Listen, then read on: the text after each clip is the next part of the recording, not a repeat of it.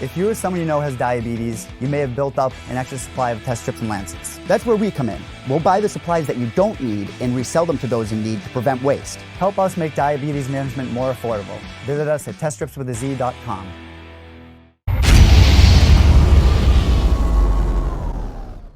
So before you step back in the octagon, the UFC is back in action this weekend. UFC 245. I mean, this card is loaded. 3 title fights. Of course, you got the main event with Usman versus Covington, and I couldn't be more fascinated with that fight. If you gave me money to be more fascinated, I couldn't be more fascinated. So I want to dig a little deeper than that if we can. Like we said, this card is absolutely loaded. What is that sort of under the radar fight or fights that you're looking at and thinking, why isn't anyone talking about this at all? Like, what could steal the show, in your opinion, that people aren't talking about enough? I agree first off with the fascination for that fight because I feel the same way. That's the most fascinated fight that I have on that card. But otherwise, other than that, I feel like maybe Aldo Moraes. I feel like the focus is on Aldo's weight cut and not the potential of an explosive, fast-paced fight in that fight.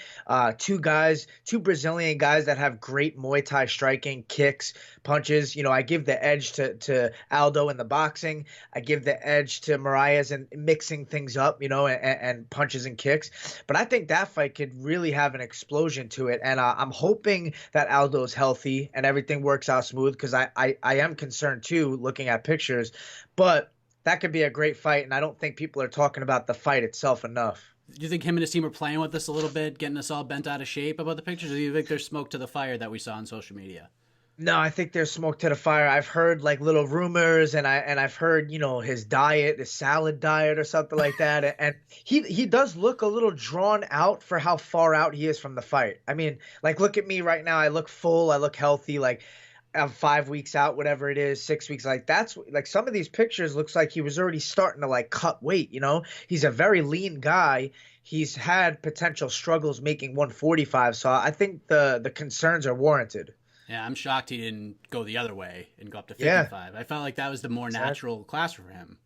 Yeah, agreed. Yeah, there was talks of that, and I thought, that was the direction he was going. And he's, he doesn't look like the smallest featherweight either. He's pretty muscular, but he's trying to revive his career in some way and become a champion again. Who knows? It's a great fight. If both guys are healthy, I know Moraes is going to come in healthy. If Aldo comes in healthy and ready to go, that's a great matchup. Who do you like in that one? I lean towards Moraes, just based off of his consistency making the weight and being at that weight class. And I feel like he's a little bit more well-rounded. He has submitted a Sun Sao, who's a guy who's like really hard to submit. That was impressive. So he has that ability to do that if he has to resort to it. I think striking wise, they kind of negate each other. They're very even there. So I'm interested to see where that goes or what happens in that aspect. But I just give the edge a little bit to Moraes. I think he mixes up the kicks, the head kicks, the body kicks more than Aldo. And I think the weight cut will be a factor in the fight. Yeah, I think a lot of people feel that way too. That's going to be an interesting thing come noontime Eastern Standard Time on Friday to see how Jose Aldo looks when he gets up to that scale. But to kick off the main card, I mean, this just shows how loaded up this card is. Uriah Faber, the legend, the man who came back and finished Ricky Simon in his first fight after retirement back in July, he takes on Petr Yan, who has just been on a tear. The guy is right up there in the title conversation. Do you think Faber has what it takes for lightning to strike again? Can he shock the world one more time and leapfrog a whole bunch of bantamweights in the process, or will Petr Yan do what most people expect him to do? The California grown-ass man. He's back. I love Faber, man. He's a breath of fresh air. Like I think, the fans are gonna love seeing him come back. But Petr Yan's been tearing through the division. I'd say he's probably one of the scariest guys to fight right now at bantamweight. He's finished guys like Douglas Silva Andrade on the ground with elbows. That guy looked like a killer before that fight. Guys like Jimmy Rivera, he's making these top level guys look not so top level. And I know Faber beat Ricky Simon. That was impressive, but this is a way different style matchup. Petr Yan is so aggressive. His striking style is diverse. He switches stances. He gets guys on their back foot, and he's very well rounded too. Like his striking is probably where he's best, but he's almost as good mixing up wrestling, takedowns, and transitions like that. So he's a scary guy. Faber could always land that overhand right and maybe in a scramble, catch him in a guillotine or take his back, something like that, I could potentially see. But I'm going with Jan in this fight. I think he's going to dominate him essentially everywhere and just edge him out everywhere for a decision.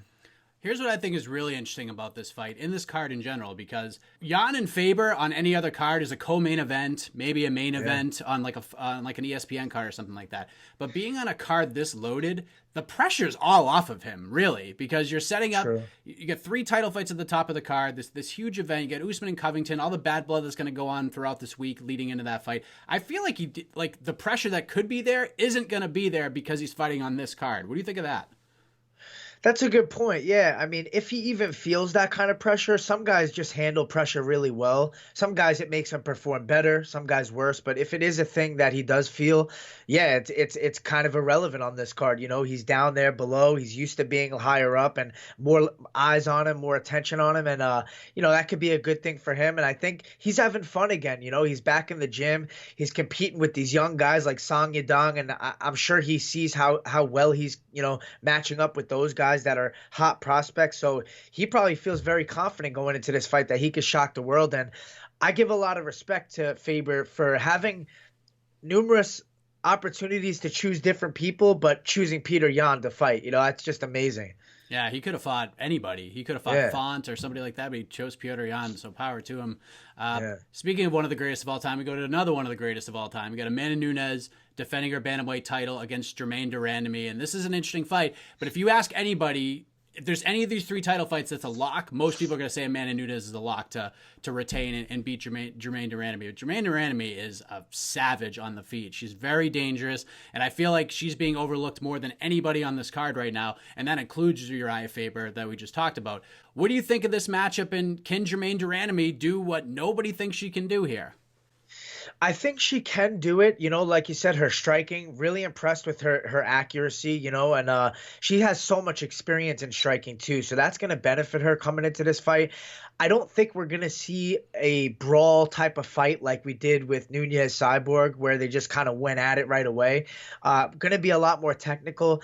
I just feel that because they fought in the past and what happened there, we're going to see Nunes kind of trying to set up for that takedown and get close and clinch her up and out muscle her to the ground. I could see that happening. I think that, you know, Germaine de Randamie has to get her respect early. You know, she has to touch her early and get her kind of flustered, and I think she could have a lot of success on the feet. But I lean towards Nunes. I think that she's going to get a similar victory, maybe a little bit harder to get, maybe later on in the fight, but I think she'll be able to take her down eventually and outposition her on the ground for a finish, either ground and pound submission. I think de Randamie has to play a really solid game of chess here. She has to make Amanda Nunes believe that she can stand up with her. Like, maybe just be super boring. Just hang back and let Amanda come to her first. But, man, that is an interesting fight. I'm going with Amanda Nunes. But, you know, if she can fight that way and be very strategic and smart from a mental aspect, it could be an interesting fight. What I think is a super interesting fight, obviously, and so do a lot of other people. Max Holloway fighting Alex Volkanovski. Love seeing the Volkanovski story because this is a guy who doesn't talk trash. He doesn't do anything wrong. He's doing things the right way, and he's merited himself a shot at the belt. He's earned it. I know he was on Ariel's show, and he really put that point home. I've earned this shot. If I win the belt, I've earned this belt. I love this fight. Volkanovski is serious power, but Holloway's volume is just unmatched in the featherweight division. How do you see this fight playing out? What do you think of this matchup? Yeah, you know, the only similar comparison I could think of is Edgar, you know, for the way that Volkanovski fights. But I feel like it's not something we should look at too much because Volkanovski's a strong, powerful guy. Edgar's not known to be a knockout striker or like a really powerful striker. He's very good at mixing up, using his boxing to use wrestling too. Volkanovski's good in that aspect, but I like Holloway, man. The way that he fights with his movement, once he gets into a rhythm, he starts picking you apart with that jab, cutting angles and using his length, which in this fight, it's crazy that Volkanovski has a longer reach, they said, because he's so much shorter. But I still think Holloway being the taller fighter, he could utilize that range better, you know, and keep him kind of outside, utilize his kicks, his jab. And he's got to watch out for Volkanovski's power. He's going to try to be pushing forward. He's going to be trying to slip and rip, you know, and get inside on Max. I think if he's smart, he'll really try to utilize takedowns as much as he can and try to push forward, get Max's back against the cage. But I think Max is going to get this done. I think he's going to outpoint him for 3, 4 rounds and then potentially get a finish in the 5th later on in the fight when Volkanovski starts to tire. Yeah, that's an interesting thing that I'm looking forward to is seeing what rounds 4 and 5 are going to look like for Volkanovski. So we haven't seen him there before. Exactly. I've talked to people who have trained with him before, and they said, "Trust me, this is not going to be a factor," because he trains in Thailand at Tiger Muay Thai as well as City Kickboxing, and they said it's like 1,000 degrees there, and they kill you over there. So cardio is not going to be, but it's different being in a fight, right? Exactly. Yeah, and I've seen some training videos, and when I saw, I was like, man, I don't know. How's this guy gonna get tired? You know, he looks like a tank. Like training at Tiger Muay Thai like that, and the kind of rounds he's putting in. They got the Aerodyne machine. They're doing MMA simulation rounds with that thing. Like he's definitely well prepared. But when you're in a fight and things aren't going smooth for you, because in that Aldo fight, things were going perfectly for Volkanovski. His game plan was being implemented great, you know, no threats, no real, you know, bumps in the road. But with Holloway, I feel like it's almost impossible that he's not going to face some kind of adversity and deal with getting, you know, touched up on the feet a little bit and maybe having some unsuccess in takedown attempts, stuff like that. So I'm really excited to see, like you said, later in the 4th and 5th, if it does get there, like what are we looking at here? Covington versus Usman. I mean, what else can we say here? I mean, that so much story between these two guys. They've known each other forever. This is the rivalry of all rivalries. I mean, this is what fights are made of. This is what Saturday Night in the Cage is all about, a fight like this. And a lot of people, like some of the things I'm hearing is, I'm sure you saw the video of Colby on the Candace Owens show telling the origin story about the gimmick and how he's almost released heading into the Damian Maia fight before he cut the Filthy Animals promo. And a lot of people look at that and they're saying like, all right, this is Colby Covington like making excuses, or he's looking for a way out, things like that. Like I'm hearing this narrative over and over again.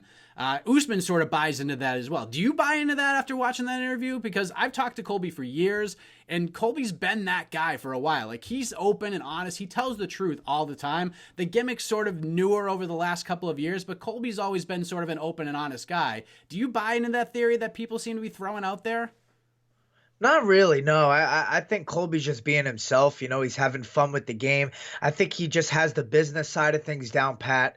You know, anybody that you talk to outside the cage that has bumped into Colby said he's a gentleman, you know, really nice guy.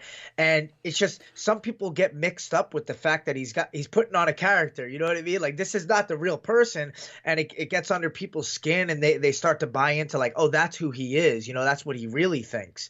Like he really thinks Brazil's a dump and this and that. But like the guy's trying to set himself up for bigger fights, bigger paydays, and he's doing a great job at it. You know, I wouldn't be surprised if him and Dana are in on this together. You know, if he's took Dana to the side and said, listen, I'm gonna trash you, I'm gonna talk shit about the boss man, and just know that it's about business. And Dana's probably like, listen, we like that, we want more eyes on the fight. So I think Colby's just being himself, but I'm so intrigued with the matchup for just their styles being very similar, little differences, but it's going to be an amazing fight, man.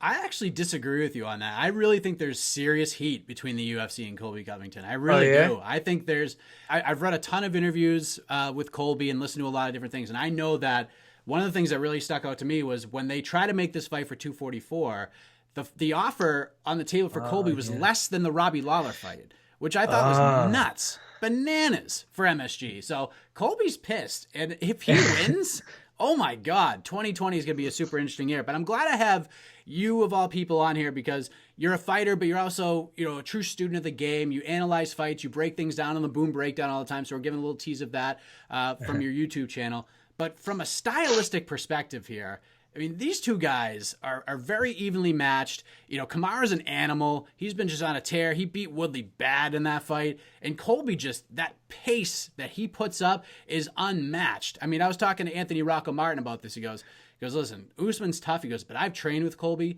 There's no stopping that guy. Impossible to stop him. So when you look at this from a stylistic perspective, what do you see here? Because this is just such a fascinating fight to me. That's what I see. I feel like it's like a case of like who is going to break first, right? So you got two guys that are known for great cardio, great pressure, forward movement. I'm wondering who's going to take the first back step? Like who's going to be going backwards in this fight? Like I can't even imagine either of them going back.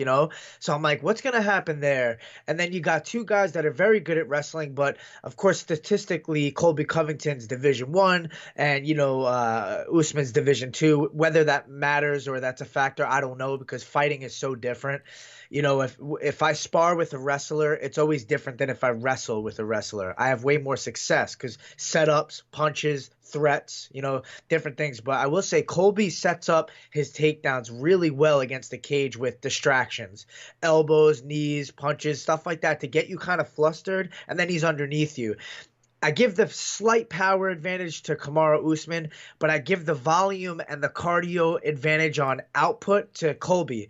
And I feel like when I envision this fight, it's going to go to the later rounds, and that volume that Colby puts on that he did to Robbie Lawler, who he flustered, who nobody really flusters like that, is going to play a role in this fight. And I feel like he's going to get Kamaru Usman to be just a little bit more tired than he is, a little bit more volume he's putting out, and we're going to see him either get a late finish or just put it on him the last 2 rounds where Kamaru can't return the same kind of action.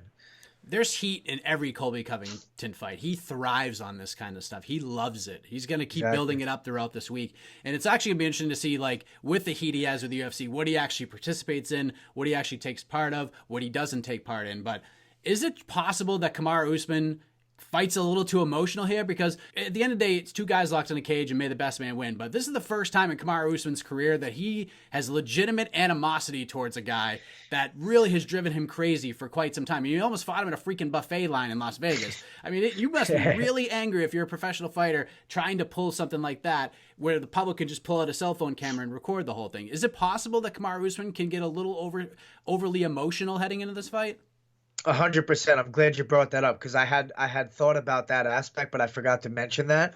Yeah, I feel like he is emotional. I feel like Colby's getting under his skin really well, and Colby deals with that greatly in the fight. He doesn't feel pressure from all the stuff he talks. It seems like he thrives off of it. He performs better from it. But Kamaru's like, I want to hurt this guy. Like, I want to beat this guy bad. And we've never heard him talk like that against guys, So I feel like when you feel that kind of animosity, you get tired quicker.